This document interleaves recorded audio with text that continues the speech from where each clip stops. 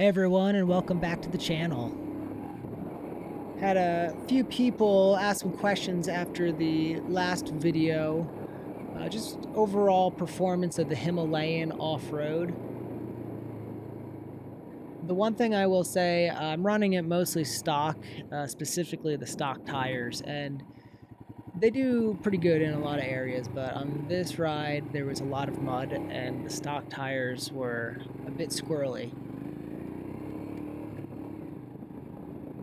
Aside from that, and I probably next season, I think I'll just ride these tires out, but I have some plans to put some Shinko tires on for next season that are a little bit more 50-50 oriented.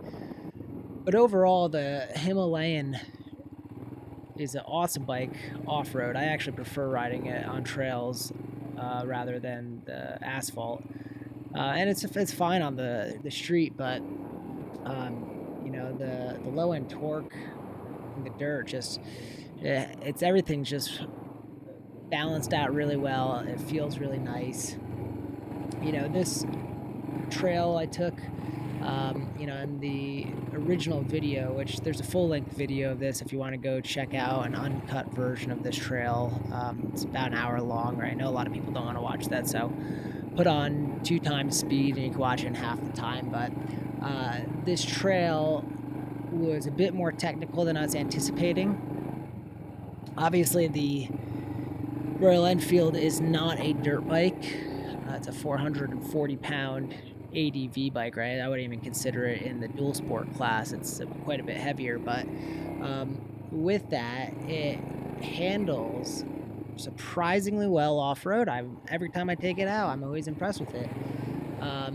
You know, if I had better tires on, I think it would have handled the mud a bit better, but obviously when the front end wants to wash out in mud and you have 400 pounds you're trying to hold up, it could be a little nerve-wracking at times.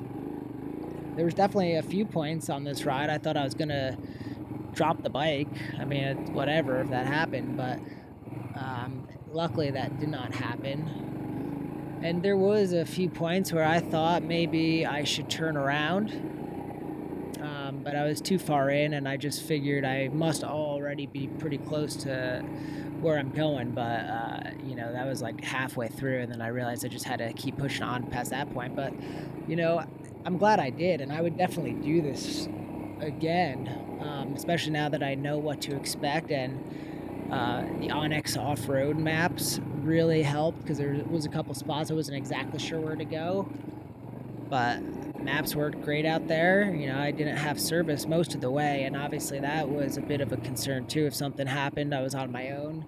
Until I came across another guy out there on his dirt bike, which was cool, gave me a little extra comfort, but you know, that also maybe increased my pace in some sections that I may have gone a little bit slower in if I didn't feel like I was holding somebody up, right? So it was cool though, and at the end of the day, right, it was a beautiful fall day. The colors out in the mountains looked great. Saw a cow at one point. I thought it was a bear. I'm happy it wasn't. Saw some deer. They didn't really show up on any of my footage. Ran into a lady out on her horse, which was pretty cool. And so yeah, it's really cool. It's nice to know you can get over to Bozeman via an alternate route. You know, it's obviously restricted to 50 inches wide. So I thought about maybe bringing the Ural gear up back here, but I don't think it'll fit. Maybe the first half of the trail up to Trail Creek Cabin, that might be cool. But past that, yeah, I would definitely take the Himalayan out here again. One problem I did run into, and it's probably the only problem I experienced the whole time, was after I got stuck in that mud puddle. I didn't realize until I was almost done, but my ABS light came on, and I noticed that specifically when I was coming around one of the switchbacks and my ABS wasn't engaging. And it was totally fine, right? I mean, it just handled like normal dirt bike braking at that point. But you know, this is the first bike I've ever owned that has ABS, and I kind of like it way more than I thought I would. You know, street obviously definitely makes sense, but even off-road, I think I've disengaged it intentionally 1 or 2 times, but it does such a good job I don't know why you really need to. And it feels pretty much the same. Obviously, you can feel your brake lever pulsating a little bit, but yeah, all in all, I was really like it. So when it wasn't engaging, coming around that sharp turn, I was a little worried. But as soon as I got to the end of the trail, I just turned the key off, waited 30 seconds, turned it back on, started the bike up, and started driving away. My ABS light went off again, and my brakes are working correctly since then. Have not had an issue. So that's about it. If you saw one of my videos earlier in the week, I did recently take the swing arm off.